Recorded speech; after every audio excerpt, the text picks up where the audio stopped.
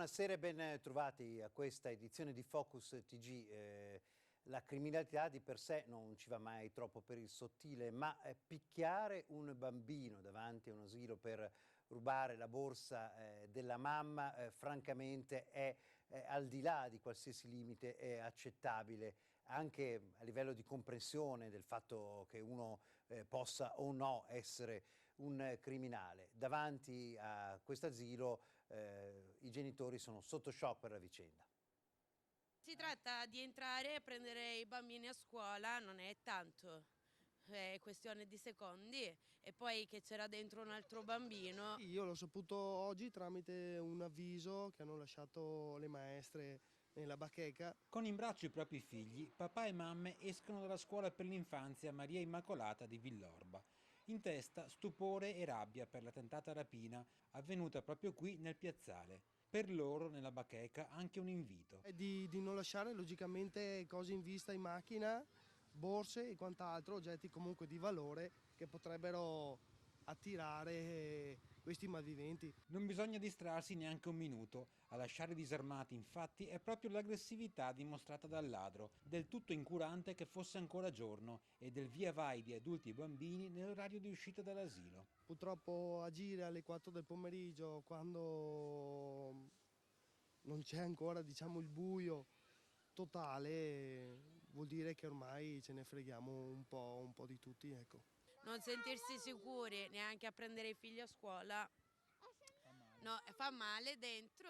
L'impressione diffusa è che si sia superato un limite. A dirlo è il sindaco di Villorba, Marco Serena. Fa pensare ancor più che non ci si fermi nemmeno di fronte a un adolescente che, impaurito dall'occorso, cerca comunque di difendere la borsa della mamma, e quindi questo bimbo viene preso a schiaffi sulle mani per fargli mollare la presa. Sì, diciamo che questo è certamente preoccupante, perché vuol dire che si è superato un limite. Sindaco che ha avuto parole di riconoscenza per il coraggio e il senso civico dimostrato dall'uomo intervenuto in soccorso del bambino. Questa mattina ho rintracciato l'ulteriore cittadino che è intervenuto, complimentandomi per il senso civico che ha dimostrato. Questa insomma la vicenda che ha fatto arrabbiare tanti e invece noi parliamo del Mose. Non c'era certamente bisogno di un servizio delle Iene, visto le decine che abbiamo fatto anche noi per raccontare dei tanti problemi alla manutenzione di varie parti del Mose, ma naturalmente la questione dopo la grande acqua alta delle scorse settimane è tornata letteralmente ad accendere gli animi sulle singole parti che non sarebbero perfette del grande sistema di paratie. Quelli sul Mose sono interrogativi che sembrano ancora in attesa di risposte, o perlomeno di risposte soddisfacenti per chi certe domande le pone. Non solo la domanda principe sull'effettiva efficacia di un'opera costata miliardi di euro, sulla quale però non tutti sono pronti a scommettere, ma anche su altre questioni.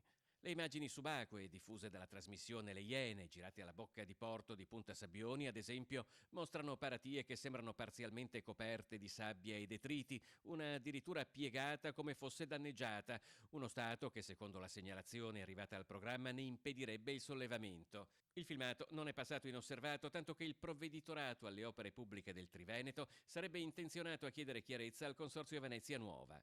E ancora, quanto è stato realizzato finora del Mose? Dal programma emergerebbe che il dato del 93% finora inteso come avanzamento dei lavori potrebbe invece riferirsi ai soldi spesi rispetto alla cifra prevista. Da tempo il deputato veneziano Nicola Pellicani cerca di fare chiarezza. Abbiamo fatto commissioni, anche missioni a Venezia, abbiamo audito l'ex provveditore e i commissari del consorzio, però vedo che ancora non c'è chiarezza su questo. Ma come mai è così difficile fare chiarezza su un'opera che comunque è un'opera pubblica dello Stato? Me lo chiedo anch'io e soprattutto come sia possibile che nonostante sia mosso il Parlamento su questo tema ancora non ci sia abbastanza chiarezza e informazioni soprattutto sull'andamento dei lavori e sul reale stato di attuazione dei cantieri.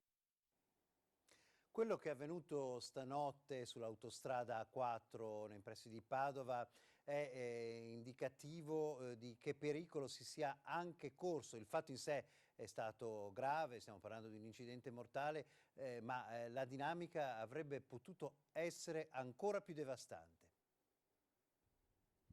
Il silenzio della notte è squarciato da 3 forti esplosioni che si sono sentite nitidamente in tutta la zona nord di Padova. Poco dopo la mezzanotte è scoppiato l'inferno lungo l'autostrada A4 tra i caselli di Padova Est e Padova Ovest, dove un'autocisterna per il trasporto di gasolio si è schiantata contro un camion della manutenzione. L'autista sloveno di 51 anni è morto carbonizzato.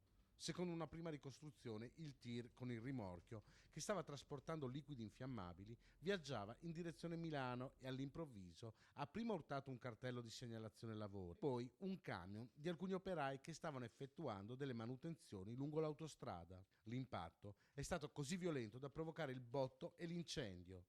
Sul posto sono arrivati i vigili del fuoco da Padova, Vicenza e Venezia, con 8 squadre e 22 operatori che sono riusciti a spegnere le fiamme che hanno completamente avvolto l'autocisterna carica di gasolio. Quando l'incendio è stato spento, è stato rinvenuto il corpo carbonizzato dell'autista, un cittadino sloveno di 51 anni. Dei 7 operai autostradali coinvolti nell'incidente è rimasto ferito solo l'autista dell'altro autocarro. L'uomo è stato portato in ospedale.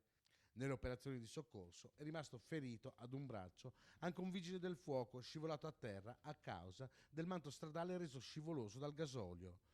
Sul posto la polizia stradale e il personale ausiliario dell'autostrada. Le operazioni di soccorso dei vigili del fuoco sono terminate dopo circa 4 ore. L'autostrada è rimasta chiusa e solo all'alba il traffico è ripreso.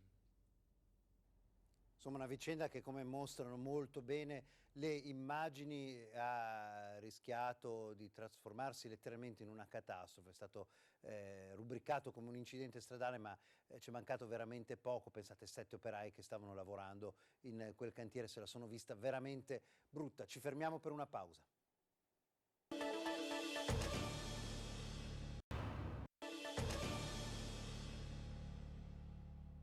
Il fronte del lavoro è preoccupante, soprattutto per quanto riguarda delocalizzazioni, quindi aziende che vanno da altre parti, che chiudono, che limitano le produzioni. Questo accade per esempio alla Maus di Campodarso, che la stiamo seguendo da tempo. Ora lo sciopero è a oltranza.